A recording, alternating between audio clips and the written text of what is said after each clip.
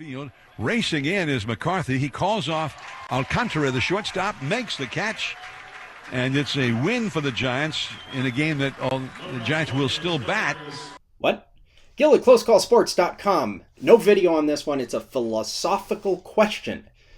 What happens when the game is over, 5-4, home team won, top of the ninth just ended, but they still want to play the bottom half of the inning anyway? As officials, what is our responsibility? Listen. The umpires have had enough, John. They asked them to stay, and they walked off the field. So Doug Eddings came over, and he's talking to Gabe Kapler about it. Cleveland's brought a new pitcher in, and Doug Eddings is going to leave the field. Maybe it's a dream come true for us. We'll just go ahead and umpire. Is it, John? So we'll come back for the last of the ninth, even though the Giants have won the game. It's 5-4 Giants on the KMBR Northern California Honda Dealers Radio Network. So again, no video for this game or anything like that. It's sort of just a philosophical discussion here. As officials, do we officiate games that are not sanctioned or half innings that are not official? And as we get into the discussion, what I want you to think about are a few buzzwords, namely insurance, liability, and the rulebook's definition for what an official game actually is. Because this is all, as we get into the analysis, going to be very relevant. But listen to this funny thing that happened in the bottom of the ninth. Elliot Ramos, and he takes, there's no umpires. Catcher's the umpire. I guess so, and he called it ball one. Now here's the pitch, and the catcher is not giving us a signal, but they did put up a strike on the scoreboard. I mean, it's funny, but it's also serious.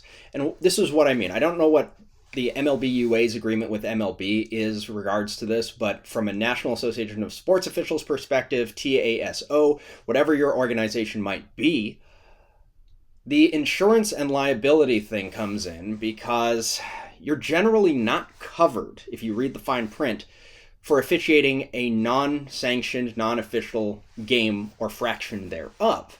So while you're covered, if the rule book defines an official game as from here to here, your jurisdiction is from here to here, and things that are related to that. But if you go above and beyond that and say, I'm officiating this half inning that doesn't really technically exist, and then someone gets hurt, or there's a fight, or some other tort occurs, and someone has some claim of damages that they want to come, you might not get representation from your NASO or whatever your organization is because you officiated a non-sanctioned game.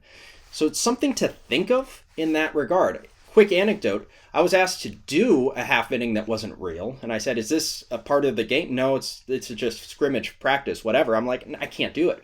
I walked off. By the time I had gotten to center field, they had gotten into an argument about who knows what, and there was a fight. Now imagine if I officiated that, someone got hurt during the fight, and then they came after me, and I wasn't covered. And that one misses. Fans are yelling at the umpire. Now the right-handed hitter takes a curveball in the dirt from Maton. 2-1. Catcher just reached back asking for a new ball. He got a handful of air. There goes the runner. The pitch is taken. The throw down to second. Too late. Nice throw there by Bo Taylor. 3-1 the count to Joey Bart. And the pitch.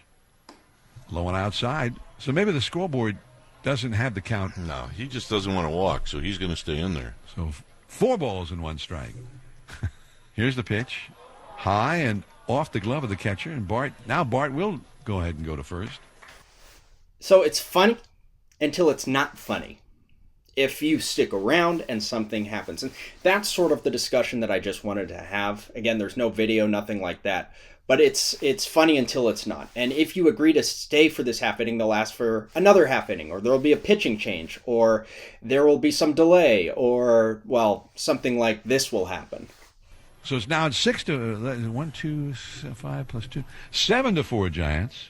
Now a curveball. They decided it was too high. Well, I think the scoreboard operator is calling balls and strikes. Because I don't know how they would. The catcher's not giving us a signal. Well, now they're going to go to the bullpen, John. They're going to bring somebody else in? Yeah. You think it's time to call this one? I think we should. I think we should. The game was over before this half inning ever started. We did get a couple of more runs in there for the Giants, and there may be more still. We don't know. Got to see Ramos hit. We'll definitely tell you about it during the post-game show. Yep. Our on-site producer and engineer, Ryan. So if you're not going to call it the radio team, sure will. Hope you enjoyed this brief discussion. It's a little bit off the beaten path, but it's important nonetheless because as things happen, as teams want to play, there's going to be more pressure to do things that are not actually part of official gameplay. And it's important to know what the liabilities are if you indeed agree to do something that is technically not part of your job. There is a reason that Doug Eddings' crew left the field, and hopefully this begins to explain a little bit about why they did.